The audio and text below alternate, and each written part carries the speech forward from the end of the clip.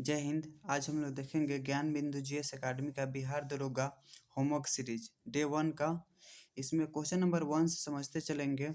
देखिए, इसमें question number 1 है कि बिहार में जब पहली बार राष्ट्रपति शासन लागू हुआ था तो उस समय बिहार के मुख्यमंत्री कौन थे। तो देखिए, बिहार में जब पहली बार राष्ट्रपति शासन लागू हुआ था तो उस वक्त बिहार के मुख्यमंत्री थे भोला पासवान शास्त्री। कौन थे? भोला पासवान शास्त्री। अगर हम बिहार में राष्ट्रपति शासन की बात करें, तो टोटली 8 बार राष्ट्रपति शासन लागू हुआ था और पहली बार 1968 में लागू हुआ था। कब लागू हुआ था? 1968 में। सेकंड नंबर क्वेश्चन देखते हैं। कह रहा है कि सिंधु तथा सतलज नदी के मध्य हिमालय को जाना जाता है। सिंधु और सतलज नदी के मध्य हिमालय को जाना जाता है तो इसको पंजाब हिमालय कहते हैं। कौन सा हिमालय कहते हैं? पंजाब हिमालय कहते हैं। 3 नंबर क्वेश्चन देखते हैं। 3 नंबर क्वेश्चन है कि 1809 ईस्वी में फारसी में गिफ्ट टू मोनोथिस्ट किसने लिखी? 1809 ईस्वी में फारसी में गिफ्ट टू मोनोथिस्ट किसने लिखी? तो देखिए, ये राजा राम मोहन राय लिखे थे। राजा राम मोहन राय। 4 नंबर क्वेश्चन देखते हैं। 4 नंबर क्वेश्चन है कि महात्मा गांधी ने, यहाँ पर ने होगा, महात्मा गांधी ने हिंद स्वराज की रचना मूल रूप से किस भाषा में की है? तो महात्मा गांधी ने हिंद स्वराज की रचना गुजराती भाषा में किए थे। किस भाषा में? गुजराती में। किस चीज में? गुजराती में। अगला क्वेश्चन देखते हैं। 5 नंबर कह रहा है कि प्रोटेम स्पीकर की नियुक्ति कौन करता है? प्रोटेम स्पीकर की नियुक्ति कौन करता है? तो देखिए, प्रोटेम स्पीकर की जो नियुक्ति करते हैं ना, राष्ट्रपति करते हैं। कौन करते हैं? राष्ट्रपति करते हैं। प्रोटेम स्पीकर की नियुक्ति राष्ट्रपति करते हैं। 6 नंबर क्वेश्चन है दुग्ध धारा एवं कपिल धारा जल प्रताप किस नदी पर है? तो देखिए, दुग्ध धारा और कपिल धारा दोनों जल प्रताप नर्मदा नदी पर है। किस नदी पर है? नर्मदा नदी पर। दुग्ध धारा कपिल धारा किस नदी पर है? नर्मदा नदी पर। 7 नंबर क्वेश्चन है कि आँख में प्रवेश करने वाले प्रकाश की मात्रा को कौन नियंत्रित करता है? तो ये नियंत्रित करता है आइरिस। कौन नियंत्रित करता है? आइरिस नियंत्रित करता है। अगला देखते हैं। 8 नंबर क्वेश्चन है। देखिए, कह रहा है कि किस अनुच्छेद के तहत राष्ट्रपति प्रधानमंत्री की सलाह से लोकसभा को भंग कर सकते हैं? देखिए, किस अनुच्छेद के तहत राष्ट्रपति प्रधानमंत्री की सलाह से लोकसभा को भंग कर सकते हैं? तो ये आर्टिकल हो जाएगा आर्टिकल 85 के तहत राष्ट्रपति प्रधानमंत्री की सलाह से लोकसभा को क्या कर सकते हैं? भंग कर सकते हैं। अगला क्वेश्चन है 9 नंबर क्वेश्चन है इसरो का गठन कब हुआ था? तो देखिए, इसरो का गठन की बात करें तो ये 1969 में हुआ था। 1969 में। और वर्तमान अध्यक्ष हैं इनका डॉक्टर वी नारायण। वर्तमान अध्यक्ष कौन है? Doctor V Narayan. अगला क्वेश्चन है 10 नंबर क्वेश्चन कर रहा है कि घुड़सवारी के मैदान को क्या कहते हैं? घुड़सवारी के मैदान को एरिना कहते हैं। क्या कहते हैं? एरिना। घुड़सवारी के मैदान को क्या कहते हैं? एरिना कहते हैं। आगे 11 नंबर क्वेश्चन है विश्व शिक्षक दिवस कब मनाया जाता है? विश्व शिक्षक दिवस 5 अक्टूबर को मनाया जाता है। 5 अक्टूबर। विश्व शिक्षक दिवस कब मनाया जाता है? 5 अक्टूबर। लेकिन कहेगा कि राष्ट्रीय शिक्षक दिवस कब मनाया जाता है? तो 5 सितंबर। विश्व शिक्षक दिवस 5 अक्टूबर, लेकिन राष्ट्रीय शिक्षक दिवस 5 सितंबर को मनाया जाता है। नेक्स्ट क्वेश्चन देखते हैं। 12 नंबर कह रहा है कि राष्ट्रपति द्वारा लोकसभा एवं राज्यसभा में कुल कितने सदस्यों को मनोनीत कर सकते हैं? देखिए, राष्ट्रपति लोकसभा से 2 सदस्यों को मनोनीत कर सकते हैं और राज्यसभा से 12 सदस्यों को मनोनीत कर सकते हैं। तो टोटली कितना सदस्यों को मनोनीत कर सकते हैं? तो 14 सदस्यों को मनोनीत कर सकते हैं। अगला क्वेश्चन 13 नंबर है केंद्रीय मगरमच्छ प्रजनन एवं प्रबंधन प्रशिक्षण संस्थान कहाँ स्थित है? केंद्रीय मगरमच्छ प्रजनन एवं प्रबंधन प्रशिक्षण स्थान कहाँ स्थित है? तो देखिए, ये हैदराबाद में स्थित है। कहाँ स्थित है जी? हैदराबाद में स्थित है। अगला क्वेश्चन 14 नंबर कह रहा है कि किस रंग के प्रकाश का प्रकीर्णन न्यूनतम होता है। देखिए प्रकाश का प्रकीर्णन न्यूनतम होता है लाल रंग का न्यूनतम होता है, और सबसे ज्यादा प्रकीर्णन किस रंग का होता है, तो बैगनी रंग का। आगे क्वेश्चन है स्विट्जरलैंड की मुद्रा क्या है। कि 15 नंबर क्वेश्चन है स्विट्जरलैंड की मुद्रा क्या है। देखिए फ्रैंक है। क्या है, फ्रैंक। स्विट्जरलैंड की मुद्रा क्या है, फ्रैंक। आगे नेक्स्ट क्वेश्चन देखते हैं 16 नंबर क्वेश्चन है भारत का जलीय एवं स्थलीय दोनों क्षेत्रें मिलाकर अक्षांशीय विस्तार है। तो देखिए भारत का जलीय और स्थलीय दोनों क्षेत्र मिलाकर भारत का विस्तार है 6 डिग्री 4 मिनट पूर्वी उत्तरी अक्षांश से 37 डिग्री 6 मिनट उत्तरी अक्षांश। भारत का जलीय एवं स्थलीय क्षेत्र दोनों मिलाकर अक्षांशीय विस्तार कितना है जी, 6 डिग्री 4 मिनट उत्तरी अक्षांश से 37 डिग्री 6 मिनट उत्तरी अक्षांश। नेक्स्ट क्वेश्चन देखते हैं। कह रहा है कि भारत के पूर्वोत्तर के अंतर्गत कितने राज्य आते हैं। भारत के पूर्वोत्तर के अंतर्गत कितने राज्य आते हैं, तो 8 राज्य आते हैं। भारत के पूर्वोत्तर के अंतर्गत कितने राज्य आते हैं, 8 राज्य आते हैं। अगला क्वेश्चन देखते हैं 18 नंबर कह रहा है कि खंभात की खाड़ी किन दो स्थानों के बीच अवस्थित है। खंभात की खाड़ी किन दो स्थानों के बीच अवस्थित है, तो देखिए ये है दमन और दीव के बीच अवस्थित है। खंभात की खाड़ी किन दो स्थानों के बीच अवस्थित है, दमन और दीव। नेक्स्ट क्वेश्चन 19 नंबर देखते हैं। कह रहा है कि भारत के किन राज्यों की समुद्री तट रेखा सबसे लंबी है। भारत के किन राज्यों की समुद्री तट रेखा सबसे लंबी है, तो ये हो जाएगा गुजरात। क्या हो जाएगा जी, गुजरात। नेक्स्ट क्वेश्चन की बात करते हैं। नेक्स्ट क्वेश्चन 20 नंबर की बात करते हैं। देखिए क्वेश्चन है भारतीय मानक समय कितने राज्यों से होकर गुजरती है। भारतीय मानक समय कितने राज्यों से होकर गुजरती है। क्वेश्चन क्या है जी, भारतीय मानक समय कितने राज्यों से होकर गुजरती है। तो देखिए भारतीय मानक समय जो होता है ना 5 राज्यों से होकर गुजरती है, 5 राज्यों से होकर गुजरती है। भारतीय मानक समय कितने राज्यों से होकर गुजरती है जी, 5 राज्यों से होकर गुजरती है। अगला 21 नंबर क्वेश्चन है 6 डिग्री चैनल किसके बीच है। 6 डिग्री चैनल देखिए ग्रेट निकोबार किसके बीच है, ग्रेट निकोबार और सुमात्रा के बीच। 6 डिग्री चैनल किसके बीच है, ग्रेट निकोबार और सुमात्रा के बीच है। 22 नंबर क्वेश्चन की बात करते हैं। कह रहा है कि भारत का औसत समुद्री तल का मापन कहाँ से किया जाता है। तो देखिए भारत का औसत समुद्री तल का मापन चेन्नई से किया जाता है। कहाँ से किया जाता है, चेन्नई से किया जाता है। नेक्स्ट क्वेश्चन देखते हैं कितना नंबर, तो 23 नंबर देखते हैं। कह रहा है कि अगर 0 डिग्री देशांतर रेखा पर 0 डिग्री देशांतर रेखा पर दिन का 12 बज रहा है, तो 100 डिग्री पूर्वी देशांतर पर दिन का कितना बजेगा। तो देखिए 1 डिग्री बराबर होता है 4 मिनट। 1 डिग्री बराबर 4 मिनट। देखिए और तो 1 डिग्री बराबर 4 मिनट, तो 15 डिग्री बराबर हो गया 1 घंटा। तो 15 छक्के 90, ऐसा के तो 6 घंटा हुआ। और 10 डिग्री में 40 मिनट, तो 12 में 6 घंटा 40 मिनट जोड़ दो, तो कितना हो जाएगा 6:40। कितना हो जाएगा जी, 6:40। इसका आंसर हो जाएगा। 24 नंबर की बात करते हैं। कह रहा है कि विश्व मानचित्र पर सर्वप्रथम भारत को किसने दर्शाया। तो विश्व मानचित्र पर सर्वप्रथम भारत को टॉलमी नामक वैज्ञानिक ने दर्शाया था। किसने दर्शाया था, टॉलमी नामक वैज्ञानिक ने दर्शाया था। 26 नंबर क्वेश्चन है। कह रहा है कि भारत के कितने राज्य कर्क रेखा के उत्तर में स्थित है। कह रहा है कि भारत के कितने राज्य कर्क रेखा के उत्तर में स्थित है।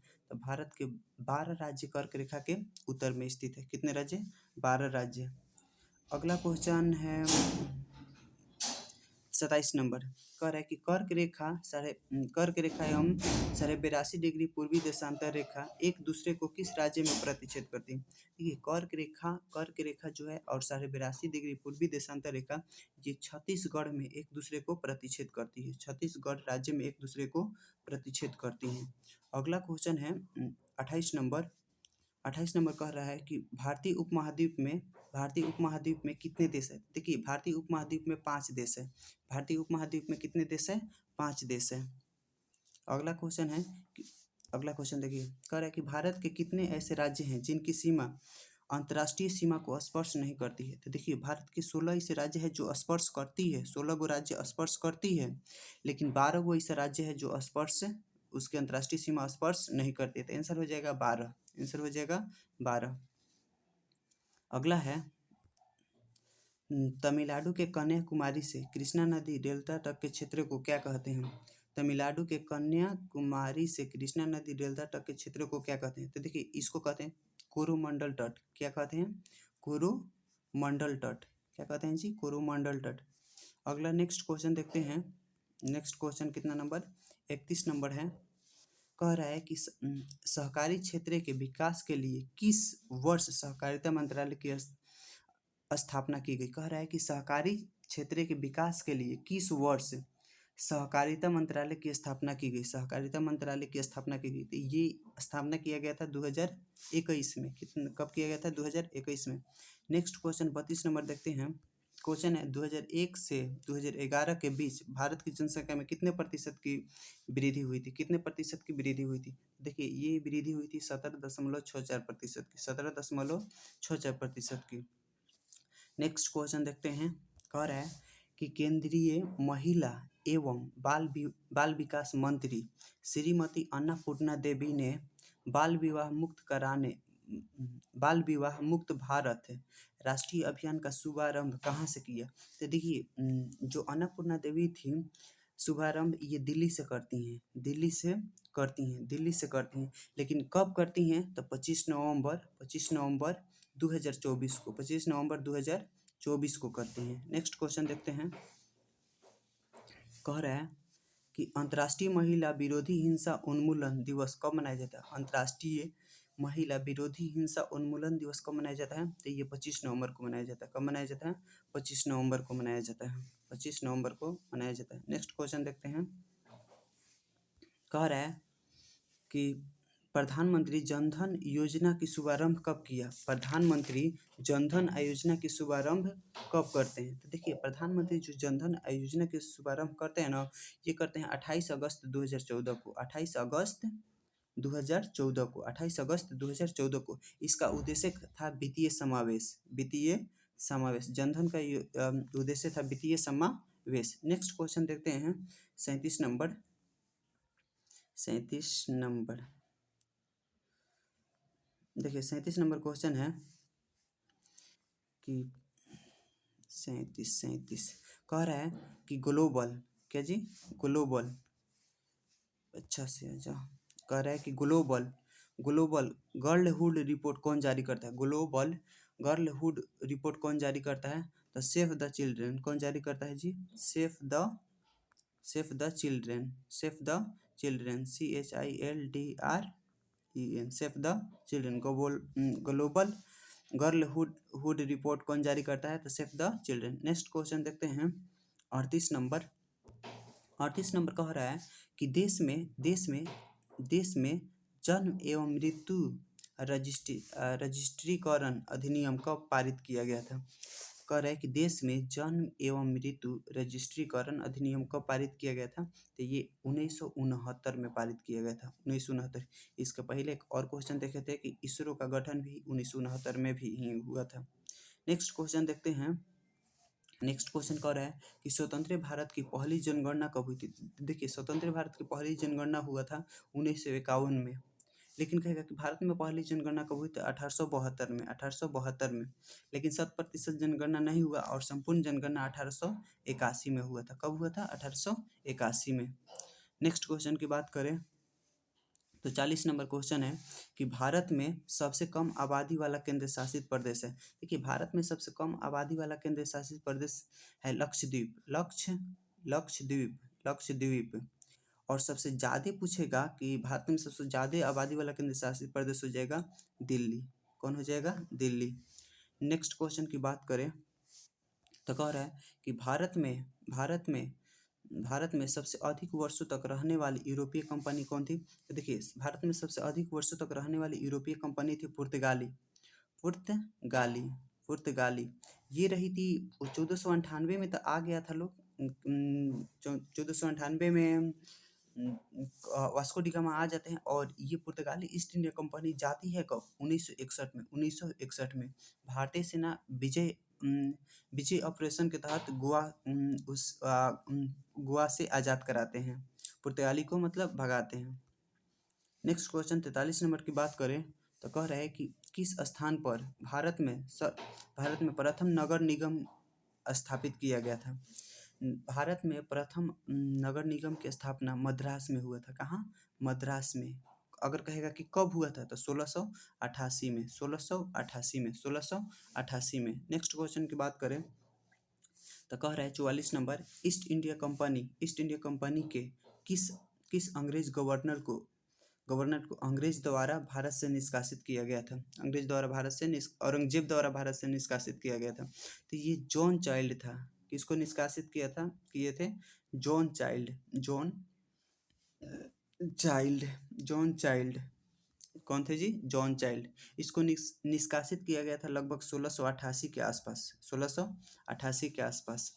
अगला क्वेश्चन है वांडीवास का युद्ध कब हुआ?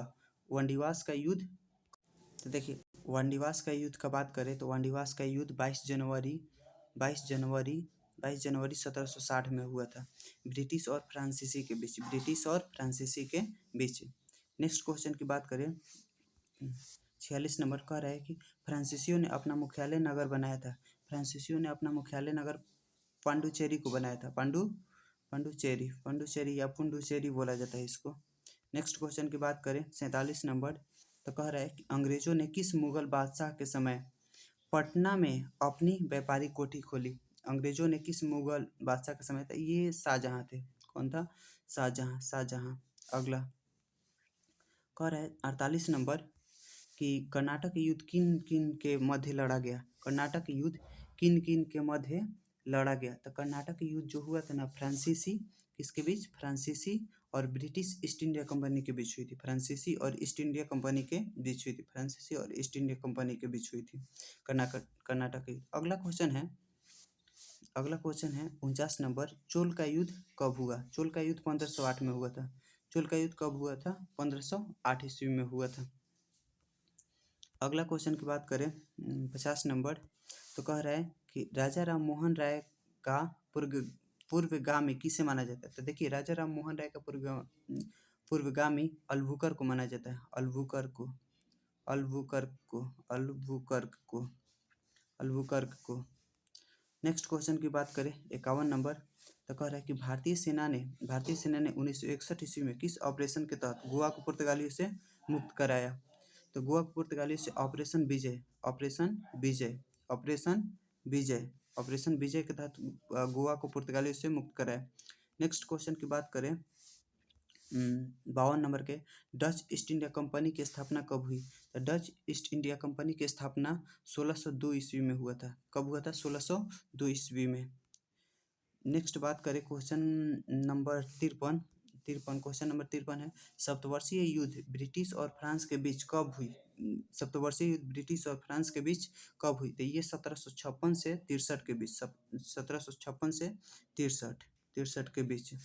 अगला क्वेश्चन की बात करते हैं 54 नंबर करें किसने ईस्ट इंडिया कंपनी के बारे में यह टिप्पणी की कि कंपनी एक असंतति है परंतु यह उस व्यवस्था का भाग है जहाँ सब कुछ ही असंगत है। ये मतलब एक खराब तथ्य किया गया था लॉर्ड मैकाले द्वारा। किसके द्वारा? लॉर्ड मैकाले द्वारा। किसके द्वारा जी? लॉर्ड मैकाले द्वारा। नेक्स्ट क्वेश्चन की बात करें 55 नंबर तो 55 नंबर कह रहा है कि अंग्रेजों द्वारा प्रथम मान्यता प्राप्त फैक्ट्री कहाँ खोली गई? 55 नंबर क्वेश्चन क्या कर रहा है? अंग्रेजों द्वारा पहली मान्यता फैक्ट्री या प्रथम मान्यता फैक्ट्री कहाँ खोली गई थी? तो 1611 में खोली गई थी। 1611 में कहाँ खोली गई थी? आंध्र प्रदेश के पुंडुचेरी में, मसूलीपट्टनम उसको बोला जाता है, मसूलीपट्टनम। नेक्स्ट क्वेश्चन की बात करें कह रहा है कि किस अधिनियम द्वारा बंगाल के गवर्नर जनरल को बंगाल का गवर्नर जनरल पद नाम दिया गया? तो देखिए ये 1773 1773 के रेगुलेटिंग एक्ट के तहत, 1773 के रेगुलेटिंग एक्ट के तहत। नेक्स्ट क्वेश्चन की बात करें तो कह रहे हैं कि कंपनी के कर्मचारियों को बिना लाइसेंस प्राप्त किए निजी व्यापार करने तथा भारतीय लोगों से उपहार लेना प्रतिबंध कर दे। तो ये भी 1773 के रेगुलेटिंग एक्ट के तहत ही इसको बंद किया गया था, प्रतिबंध लगाया गया था। नेक्स्ट क्वेश्चन की बात करें 58 नंबर, तय कह रहा है कि रेगुलेटिंग एक्ट 1773 में निहित कमियों को दूर करने के लिए ब्रिटिश संसद ने कौन सा एक्ट पारित किया। रेगुलेटिंग एक्ट में निहित कमियों को दूर करने के लिए, तो देखिए ये 1781 के पिट्स इंडिया एक्ट आया। 1781 के कौन सा एक्ट आया जी? पिट्स इंडिया एक्ट आया, पिट्स इंडिया एक्ट। इसको बोला जाता है, देखिए पिट्स इंडिया एक्ट नहीं, देखिए act of settlement, act of settlement. 1781 की एक्ट ऑफ सेटलमेंट, सॉरी यहाँ पर मिस्टेक हो गया, act of settlement. Next question की बात करें तो देखिए कह रहा है, नेक्स्ट क्वेश्चन है 59 नंबर, कह रहा है कि किस एक्ट के तहत गवर्नर जनरल परिषद की संख्या 4 से घटाकर 3 कर दी गई। किस एक्ट के तहत गवर्नर जनरल परिषद की संख्या 4 से घटाकर 3 कर दी गई? तो पिट्स इंडिया एक्ट, इसका आंसर होगा पिट्स इंडिया एक्ट 1784 के तहत, 1784 के तहत, पिट्स इंडिया एक्ट 1784 के तहत। नेक्स्ट क्वेश्चन 60 नंबर की बात करते हैं। 60 नंबर कह रहा है कि गवर्नर जनरल को वीटो शक्ति का अधिकार किस एक्ट के तहत दिया गया। गवर्नर जनरल को वीटो शक्ति का अधिकार किस एक्ट के तहत दिया गया? देखिए तो ये 1786 के अधिनियम द्वारा दिया गया था, 1786 के अधिनियम द्वारा। 61 नंबर की बात करते हैं, कह रहे हैं कि किस अधिनियम के तहत कंपनी को भारत में व्यापार का एकाधिकार को अगले 20 वर्षों के लिए बढ़ा दिया गया। तो देखिए 1793 के चार्टर एक्ट के द्वारा, 1793 के चार्टर एक्ट के द्वारा। नेक्स्ट क्वेश्चन की बात करते हैं, कह रहा है कि प्रथम विधि आयोग का गठन कब हुआ। प्रथम विधि आयोग का गठन कब हुआ? प्रथम विधि आयोग का गठन 1834 ईस्वी में किया गया था। प्रथम विधि आयोग का गठन 1834 ईस्वी में किया गया था। नेक्स्ट क्वेश्चन कह रहा है कि ब्रिटिश सरकार के किस अधिनियम ने पहली बार भारत में शिक्षा के लिए 1 लाख रुपए दिए थे। किस अधिनियम दिया था? तो 1813 के चार्टर एक्ट दिया था, 1813 के चार्टर एक्ट, 1813 के चार्टर एक्ट। नेक्स्ट क्वेश्चन की बात करें तो कह रहा है कि 1773 के अधिनियम द्वारा कलकत्ता में कब सर्वोच्च न्यायालय की स्थापना की गई। कलकत्ता में 1774 में सर्वोच्च न्यायालय की स्थापना किया गया था। नेक्स्ट क्वेश्चन की बात करें, कह रहा है कि किस अधिनियम द्वारा मद्रास एवं मुंबई के बंगाल के गवर्नर के अधीन हो गया। बंगाल के गवर्नर के अधीन 1773 के रेगुलेटिंग एक्ट के तहत ही हो गया था। नेक्स्ट क्वेश्चन की बात करें 66 नंबर, कह रहा है कि क्या है जी? क्वेश्चन है कि 1784 के अधिनियम पारित होने के समय ब्रिटिश के प्रधानमंत्री कौन थे। 1784 के अधिनियम पारित होने के समय ब्रिटिश के प्रधानमंत्री कौन थे? तो विलियम पिट। कौन थे? विलियम पिट। नेक्स्ट क्वेश्चन की बात करते हैं 67 नंबर, कितना नंबर? 67 नंबर, कह रहा है कि किस अधिनियम के द्वारा ब्रिटिश संसद ने चाय और चीन के साथ व्यापार को छोड़कर ईस्ट इंडिया कंपनी के भारत के साथ व्यापारिक एकाधिकार को समाप्त कर दिया। तो ये 1813 के एक्ट के तहत, 1813 के एक्ट के तहत। नेक्स्ट क्वेश्चन की बात करते हैं।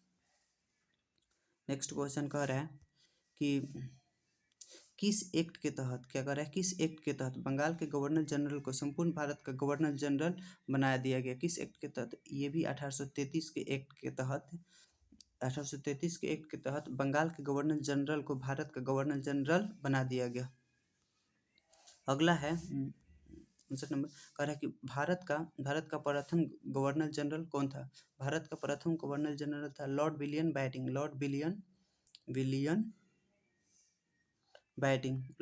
बैटिंग। नेक्स्ट क्वेश्चन 70 नंबर की बात करते हैं, तो कह रहा है कि गवर्नर जनरल परिषद में एक कानूनी सदस्यों को शामिल किया गया था। सर्वप्रथम कानूनी सदस्यों के रूप में किसे नामांकित किया गया था? तो इसे लॉर्ड मैकाले को, किसको नामांकित किया गया था? लॉर्ड मैकाले को लॉर्ड मैकाले को कहेगा कि कब नामांकित किया गया था, तो 1834 में, 1834 में। नेक्स्ट क्वेश्चन की बात करें तो कह रहे हैं कि भारत में कितनी शास्त्रीय भाषाएं हैं। कहेगा कि भारत में कितनी शास्त्रीय भाषाएं हैं, तो 11, 11 कितनी शास्त्रीय भाषाएं हैं, 11। नेक्स्ट क्वेश्चन की 72 नंबर की बात करते हैं तो कह रहा है कि भारत में सबसे प्राचीनतम नृत्य है, तो सबसे प्राचीनतम नृत्य है भारतनाट्यम, भारतनाट्यम, भारतनाट्यम। आइए तमिलनाडु का है, तमिलनाडु का नृत्य है। नेक्स्ट क्वेश्चन की बात करते हैं, कह रहा है कि अगला कि भारत में कितने शास्त्रीय नृत्य हैं, शास्त्रीय नृत्य हैं भारत में कितने शास्त्रीय नृत्य हैं, 8 है। सॉरी, यहाँ पर थोड़ा सा देखते हैं, भारत में कितनी शास्त्रीय भाषाएं हैं। शास्त्रीय भाषाएं जब कहेगा ना तब 12, शास्त्रीय भाषा कहेगा तब 12। उसके बाद देखते हैं भारत में कितने शास्त्रीय नृत्य हैं। शास्त्रीय नृत्य देख लिए 8 गो है। शास्त्रीय नृत्य कितना है, 8 है। शास्त्रीय नृत्य देख लिए 8 है।